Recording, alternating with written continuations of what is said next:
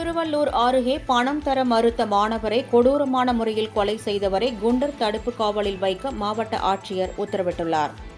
திருவள்ளூர் மாவட்டம் திருத்தணியை அடுத்த நார்த்தவாடா கிராமத்தில் சில வாரங்களுக்கு முன்பு பூண்டியைச் சேர்ந்த லோகேஷ் என்ற மாணவரிடம் அதே பகுதியைச் சேர்ந்த ஜெகன் என்பவர் 1000 ரூபாய் பணம் கேட்டதாக தெரிகிறது. அதற்கு லோகேஷ் மறுப்பு தெரிவித்ததால் ஆத்திரமடைந்த ஜெகன் அவரை கொடூரமான முறையில் கொலை செய்தார்.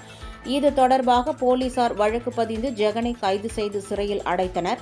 இந்த நிலையில் மாவட்ட காவல்துறை கண்காணிப்பாளர் ஸ்ரீனிவாச பெருமாள் பரிந்துரையின் பேரில் ஜெகனை குண்டர் தடுப்பு காவலில் வைக்க திருவள்ளூர் மாவட்ட ஆட்சியர் பிரதாப் உத்தரவிட்டார். இந்த உத்தரவை திருவாலங்காடு போலீசார் புழல் சிறை அதிகாரிகளிடம் வழங்கினர்.